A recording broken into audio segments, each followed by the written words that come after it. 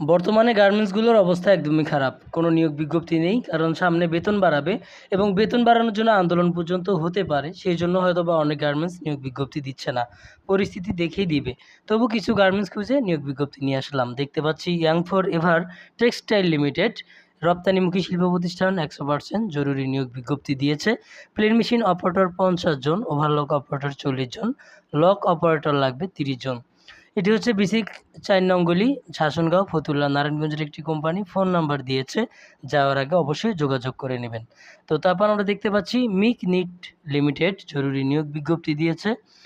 জয়দেবপুর, গাজীপুর একটি company. Sewing supervisor ৬ জন, sewing machine operator ওভারলকের জন্য ৩৫ জন, sewing machine operator flat lock ২৫ জন, সুইং মেশিন অপারেটর প্লেন মেশিনের জন্য ৪০ জন।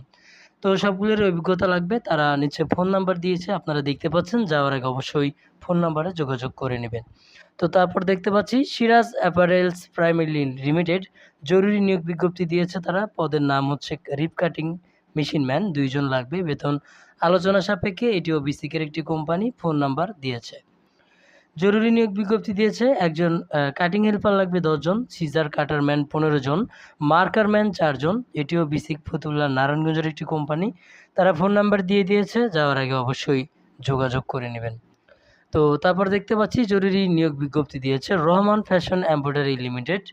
এটি অনেক ভালো একটি কোম্পানি, নারায়ণগঞ্জ বিসিক শিল্পনগরের একটি কোম্পানি। অপারেটর লাগবে 7 জন, সহকারী অপারেটর 7 জন, হেল্পার 7 জন, মেয়ে হেল্পার লাগবে 2 জন। তো এখানে ফোন নাম্বার দিয়ে দিয়েছে 1 নং গলির শেষ মাথায় বিসিকের নারায়ণগঞ্জের।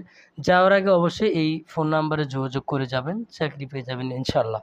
তো এই ছিল আজকের ভিডিও। চ্যানেলে নতুন হলে অবশ্যই সাবস্ক্রাইব করবেন। বর্তমান গার্মেন্টসের পরিস্থিতি খুব খারাপ হওয়ার কারণে কোনো নিয়োগ বিজ্ঞপ্তি পাচ্ছি না, সেই জন্য নিয়মিত ভিডিও দিতে পারছি না। চ্যানেলে সাবস্ক্রাইব করে রাখুন, নিয়োগ বিজ্ঞপ্তি পাওয়ার সাথেই প্রকাশ করব।